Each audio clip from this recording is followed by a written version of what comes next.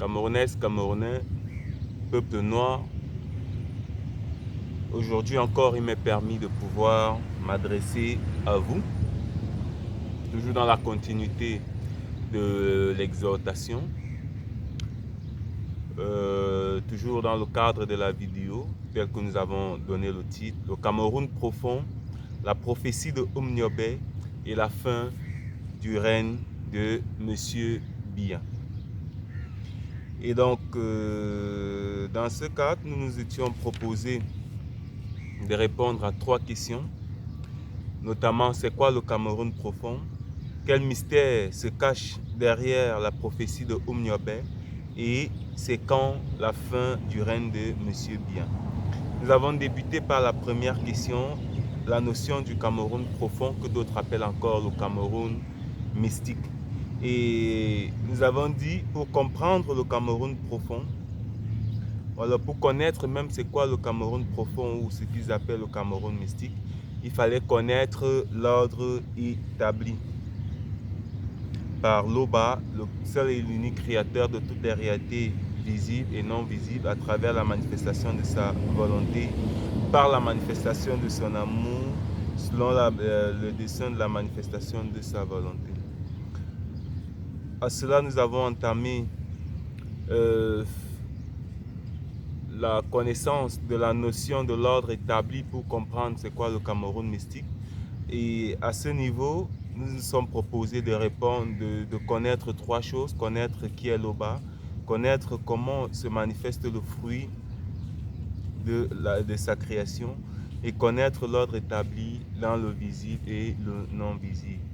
Nous avons répondu à la question qui est Loba à ce titre. Après avoir répondu à la question qui est Loba, nous avons répondu à la question comment se manifeste le fruit de la création, où nous avons dit pour connaître comment se manifeste le fruit de la création de Loba, nous avons vu qu'il fallait pénétrer la notion selon laquelle toute chose est le fruit de la création de Loba.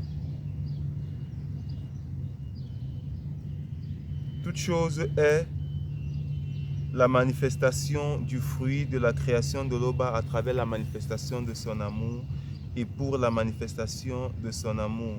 Sachant que la manifestation de son amour est dans toute chose et le tout selon la vérité. Et donc, il était question pour ce point-là, connaître comment se manifeste le fruit de la création.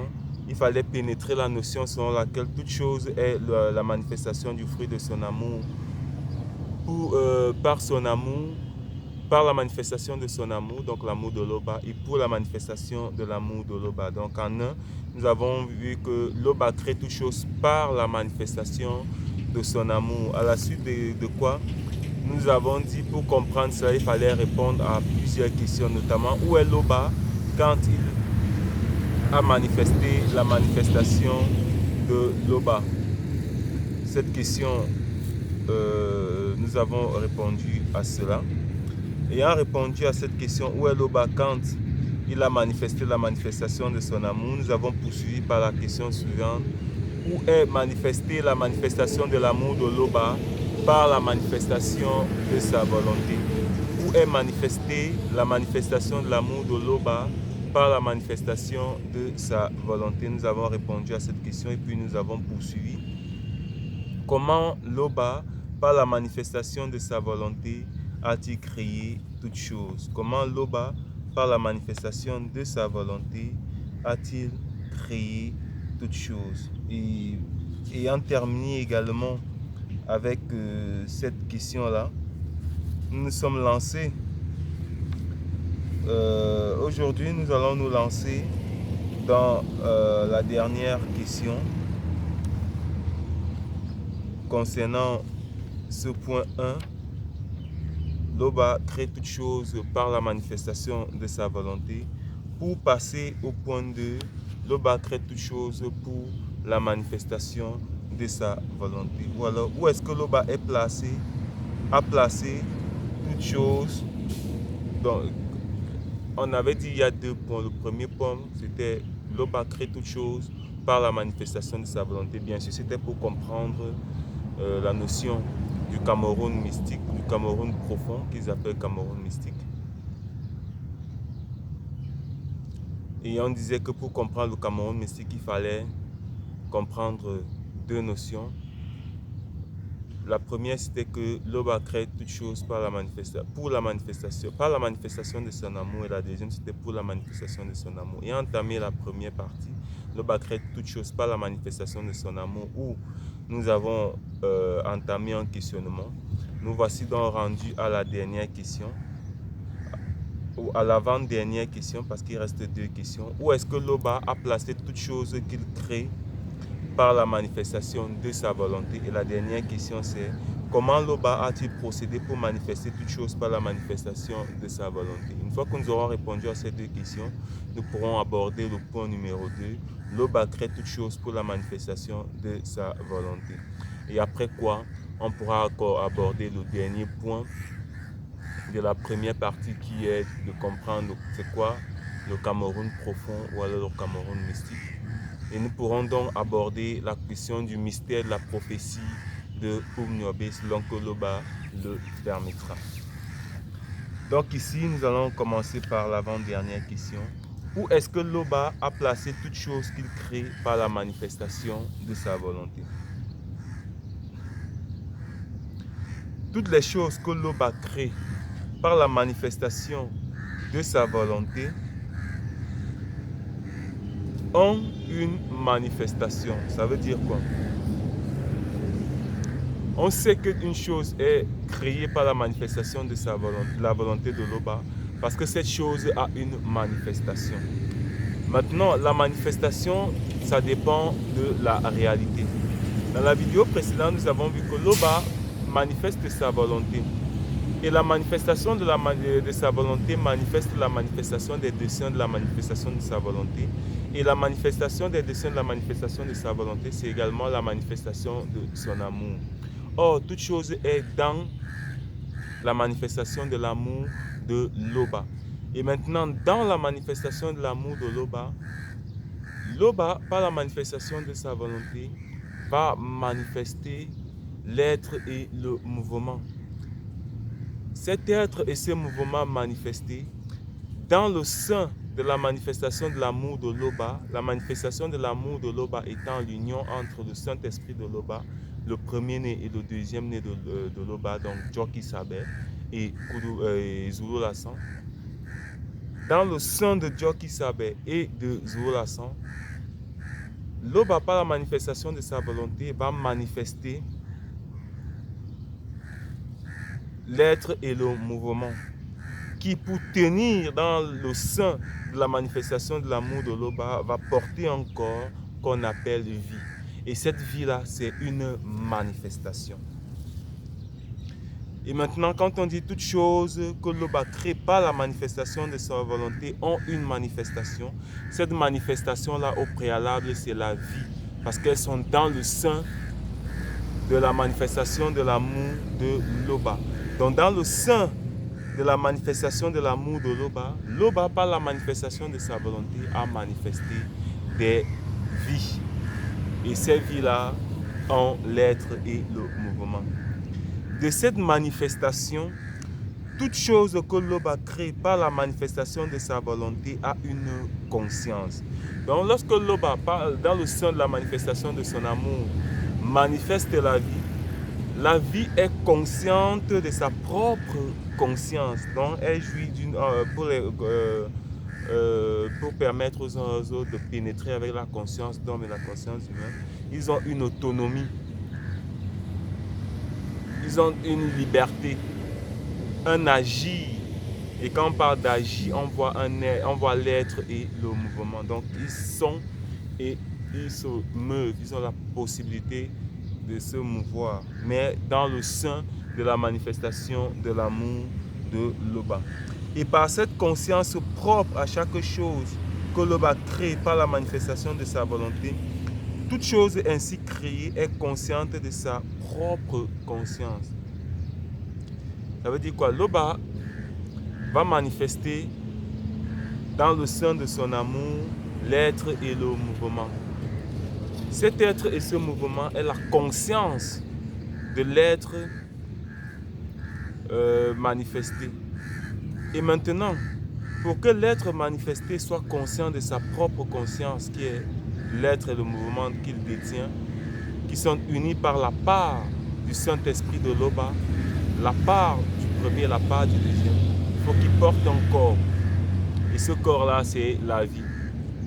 Et la vie porte l'être et le mouvement. Maintenant, par la conscience vie, issue du corps qui est la vie, la conscience du corps qui est vie a conscience de l'être et le mouvement qui porte. Et c'est en cela qu'on dit, toute chose ainsi créée est consciente, corps-vie, de sa propre conscience, être et l'être et le mouvement que le corps-vie porte dans son sein et qui tient par un lien mystérieux. Cette conscience de sa propre conscience se manifeste par la conscience de la vie dont chaque chose que l'Aube a créée par la manifestation de sa volonté est douée.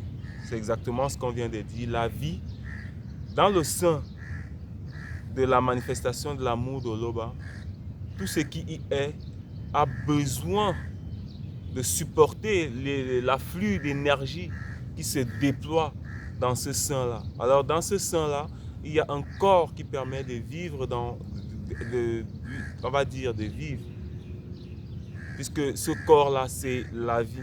Donc de manifester l'être et le mouvement dans le sein de la manifestation de l'amour de l'Oba. Et cette vie-là est consciente par elle-même, elle est consciente de la réalité dans laquelle elle est. Et elle est consciente de la réalité dans laquelle elle est parce qu'elle peut se mouvoir dans cette réalité-là. Et si elle peut se mouvoir dans cette réalité-là, c'est parce que dans son sein, elle porte l'être et le mouvement qui sont issus de la part du Saint-Esprit de l'Oba, issus de la part du premier-né et du deuxième-né, par laquelle se manifeste dans l'union l'être et le mouvement, qui porte encore vie dans le sein de la manifestation de l'amour de l'Oba. Par cette conscience, elles sont conscientes que ce qu'elles sont,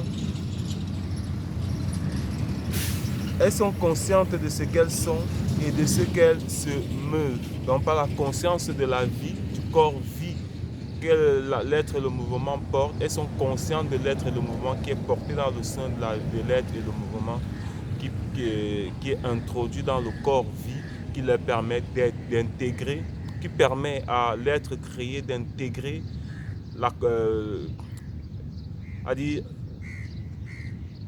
on va même pas dire intégrer parce que dans le sein de la manifestation de l'amour de l'Oba, c'est une réalité et la manifestation de l'amour de l'Oba est en même temps cette réalité-là. Donc, par le corps vie, la conscience que le corps vie manifeste de sa propre conscience, qu'il est corps et vie, cette conscience-là se manifeste parce qu'en tant que corps vie, il est conscient de ce que corps vie, il se meut et il est. Et il se meut et il est parce que dans son sein, il a la vie. Elles sont conscientes d'être douées de l'être. Donc les êtres qui sont créés dans le sein de la manifestation de l'amour de l'Oba sont conscientes d'être douées de l'être. Et ce n'est pas la conscience du corps vie qu'elles sont conscientes de l'être qui est introduit dans l'élément par lequel ils peuvent être conscientes. Ces êtres-là peuvent être conscients du fait qu'elles sont êtres dans la manifestation de l'amour de l'Oba et du mouvement. Et c'est de cet être et de ce mouvement que se manifeste la conscience dont elles sont douées et dont elles deviennent conscientes lors de leur initiation. Ça veut dire quoi? L'Oba, par la manifestation de sa volonté, va passer par la manifestation de son amour pour manifester l'être et le mouvement. Et la manifestation de l'être et le mouvement est issu de la part du Saint-Esprit de l'Oba, de la part du premier-né et du deuxième-né, dont ils se détachent pour manifester une part d'eux-mêmes. C'est-à-dire que tout est contenu dans la manifestation de l'amour de l'Oba. Mais maintenant, en dehors de la manifestation de l'amour de l'Oba, il y a différenciation de toute chose qui est contenue dans la manifestation de l'amour de l'Oba en tant que représentation symbolique de ce qui est dans la manifestation de l'amour de l'Oba. C'est très simple à expliquer. On va prendre l'exemple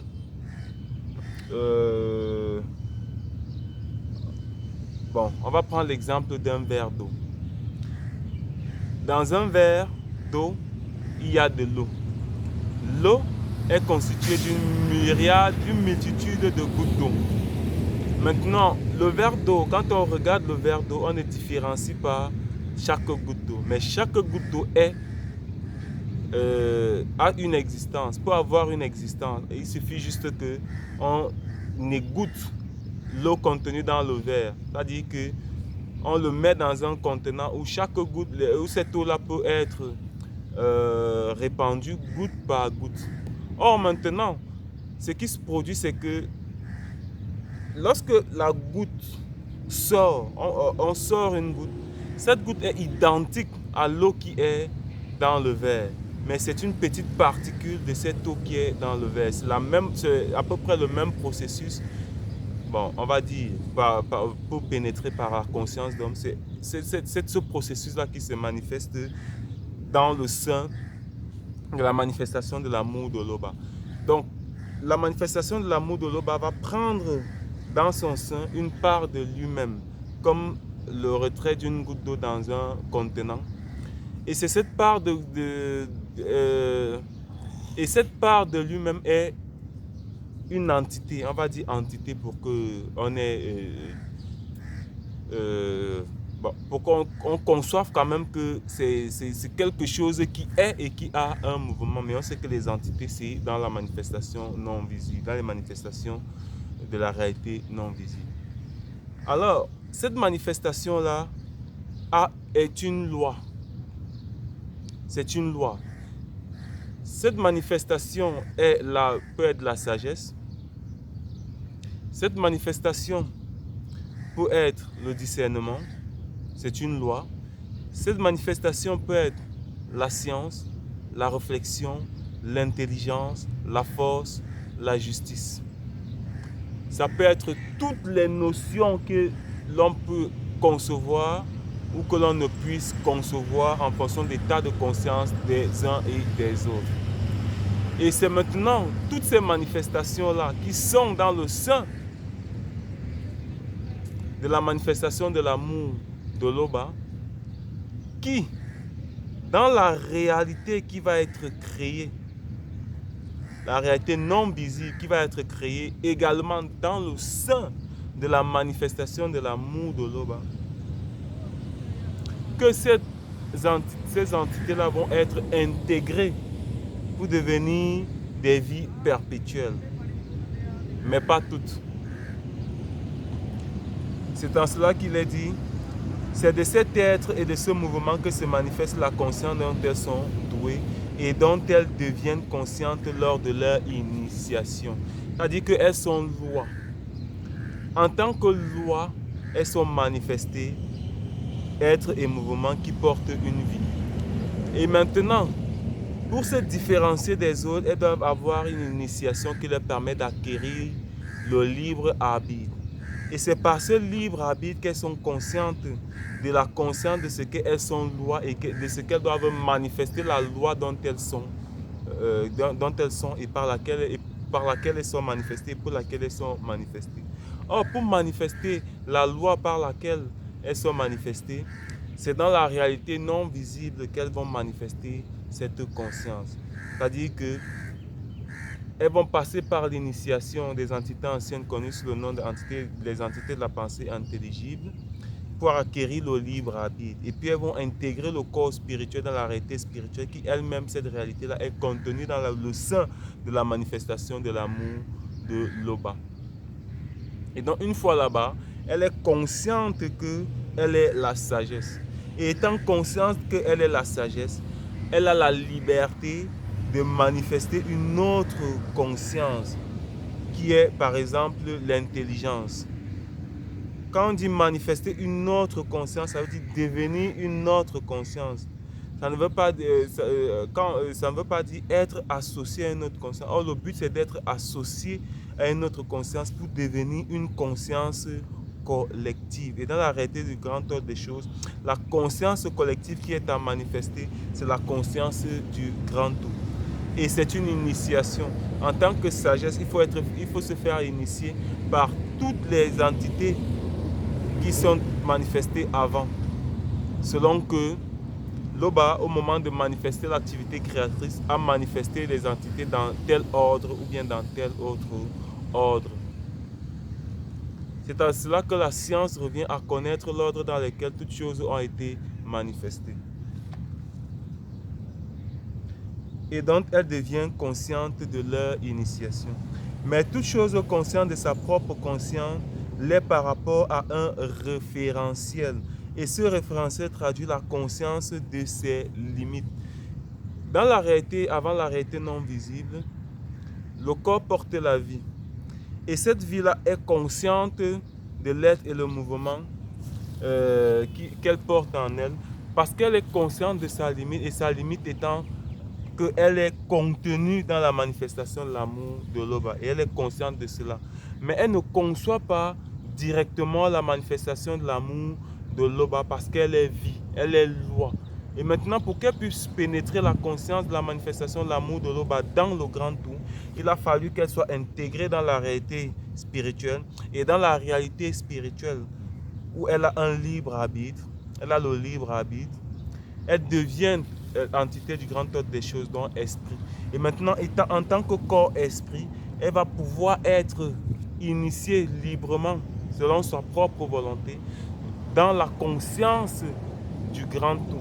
C'est-à-dire qu'elle doit prendre conscience de la conscience de chacune des consciences qui sont manifestées avant elle, dans la réalité non visible et avant la manifestation de la réalité non visible pour pénétrer la conscience du grand tout.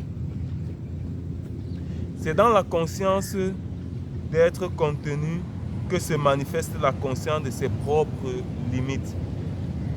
Et tout ce qui nous contient hors de notre conscience propre constitue où Loba, par son verbe, a permis que l'on soit placé. La permission n'est pas la création. Ça veut dire quoi tout simplement?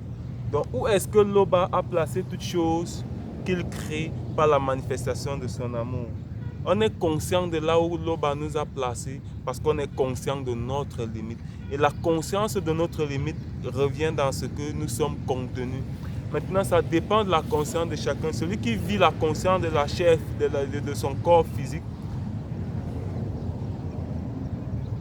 est conscient de sa propre conscience par rapport à son corps physique.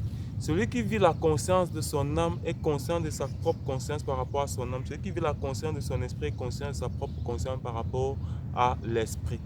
C'est pour ça qu'il y a des niveaux de conscience. C'est également pour ça qu'il y a les non-initiés, il y a les non-initiés graciés, il y a les initiés en chef consacré, il y a les entités du grand ordre des choses, il y a. Donc, connaître où est-ce que Loba a placé toutes choses qu'il a créées par la manifestation de sa volonté revient soi-même à être conscient de sa propre conscience selon les niveaux de conscience issus des niveaux d'initiation que chacun a acquis dans la spiritualité ancestrale du peuple noir et nulle part en dehors de la spiritualité ancestrale du peuple noir, cette conscience véritable ne peut être manifestée. Donc, tous ceux qui sont dans les religions dites révélées, dans toute forme de spiritualité, ne peuvent véritablement pas avoir la conscience de où est-ce que Loba a placé toutes choses qu'il crée par la manifestation de sa volonté. Nous pouvons lire dans la Bible que la Tambale, origine, création du visible, création et manifestation des lois dans le visible, chapitre 1 à 13, comment Loba, par la manifestation de sa volonté, manifeste la réalité visible et il place les choses qu'il crée par la manifestation de sa volonté. Donc en lisant dans la Bible Kalatambale, il est question ici d'éveiller en quelque sorte la conscience de ce qui arrive à pénétrer cette conscience dans la réalité du visible. Quand on dit ici réalité du visible, il s'agit ici de la réalité avant la réalité de la chute. Parce que l'homme Moto, le tout premier homme noir, prend conscience de la loi par laquelle il est manifesté dans la réalité astrale. Et dans la réalité astrale, prenant conscience de la loi par laquelle il est manifesté, il prend conscience de sa mission. Et c'est également là que se manifeste sa chute, qui est également le dépouillement. Donc il représente ce qui a déjà été manifesté dans une autre réalité, mais dans la réalité visible. Ce qui a été manifesté dans une autre réalité, mais dans la réalité visible, c'est quoi? C'est que l'homme n'a pas la manifestation de sa volonté, manifeste dans la manifestation de son amour l'être et le mouvement qui porte encore vie et qui par dépouillement après son initiation par les entités enceintes connues sous le nom d'entité de la pensée intelligible va intégrer un corps spirituel dans la réalité spirituelle. C'est la même chose qui se produit lorsque le moto est manifesté dans la réalité astrale. On sait que dans la réalité astrale, avant d'être dans la réalité astrale, il est déjà manifesté entité spirituelle. Or, Moto, lorsqu'il est manifesté dans la réalité spirituelle, il n'a pas totalement conscience. Il est conscient de la loi par laquelle il est manifesté en tant que vie. Maintenant, dans la réalité astrale, il doit vivre ça, il doit être conscient de ça par son corps astral. Donc, il doit reconnaître l'émotion qui est liée à la loi par laquelle il est. C'est pour cela qu'il doit subir l'initiation de la représentation symbolique de ce que représentent les entités anciennes connues sous le nom d'entités de la pensée intelligible. C'est pour ça que dans les manifestations phénoméniques, les animaux ont été créés avant, ont été placés dans la, pas créés, ont été placés dans la réalité visible avant que Moto lui-même ne soit placé dans la réalité visible. Comme les corps spirituels sont placés dans la réalité non visible avant que la vie qui est doté du libre arbitre ne puisse intégrer le corps spirituel. Donc on représente, c'est la représentation symbolique de ce qui s'est déjà manifesté. Et maintenant, on sait que les entités du grand ordre des choses, lorsqu'elles sont manifestées dans la réalité spirituelle, doivent subir l'initiation des entités qui sont précédemment dans le bon côté. Et on ne va pas dire le mauvais côté, mais on va dire avec la... puisqu'il y a l'entité de la connaissance du bien et du mal qui est manifestée, ils vont connaître le sens premier comme le sens second pour manifester le sens second qui est conforme à la manifestation de l'amour, pour manifester le sens premier qui est conforme à la manifestation de l'amour de l'Oba.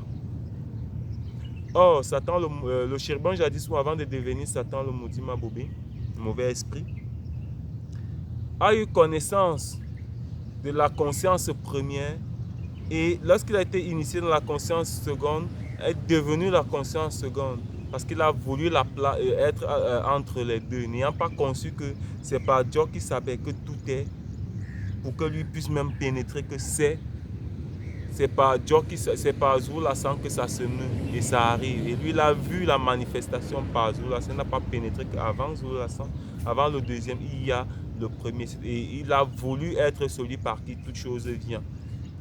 Et c'est en cela qu'il a voulu se placer. On dit qu'il a été, il est écrit qu'il a voulu se placer entre les deux.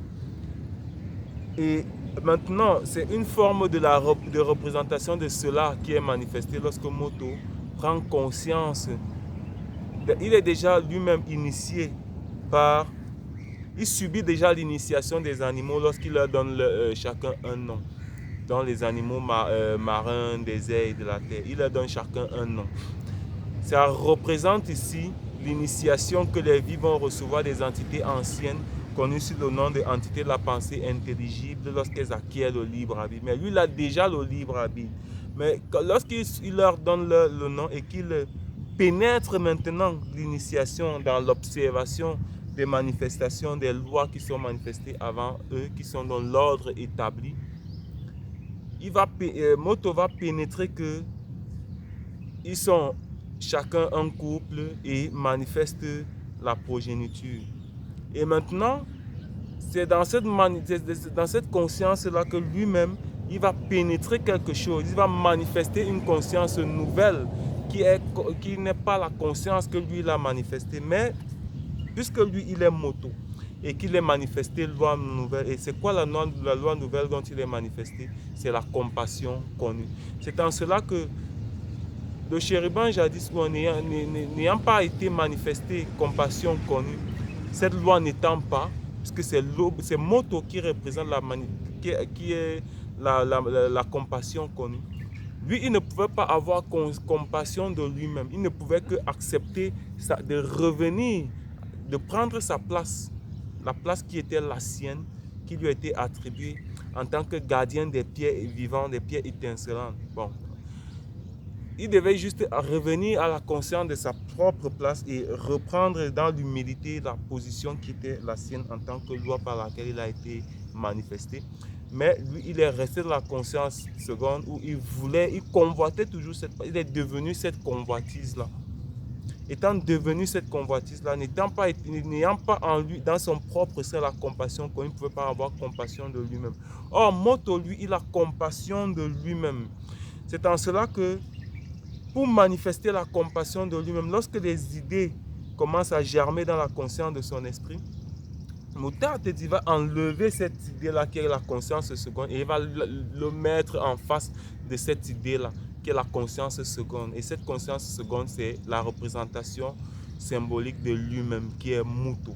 Et maintenant, Muto va manifester la conscience, va devenir la conscience seconde de Moto lorsqu'elle reçoit l'initiation à travers le serpent dragon terrestre possédé par le Mundima Bobé. Lorsqu'elle devient dans la conscience de cette deuxième conscience, Moto va pénétrer la deuxième conscience. Il va devenir à un moment donné la deuxième conscience parce que si Moto avait rejeté cette conscience, cette initiation que Moto lui apportait, Moto, ça allait se voir annihilé. Or, Moto a pénétré la conscience de la deuxième conscience. Il est devenu la deuxième conscience, mais il a manifesté le pardon après qu'il ait pris conscience qu'il est la manifestation de la compassion connue. Donc, la loi par laquelle il est manifesté, c'est la compassion connue. Or, la progéniture de Moto est, donc le nombre connu est le nombre de ceux qui sont conscients de la loi par laquelle ils sont, étant contenus dans la compassion connue. Ça veut dire quoi? Chacun porte un nom. L'esprit de chaque personne porte un nom. Ça peut être la sagesse, ça peut être l'intelligence, ça peut être la justice, ça peut être. Manifestant son propre nom, il doit être animé par la loi de sa propre source qui est Moto.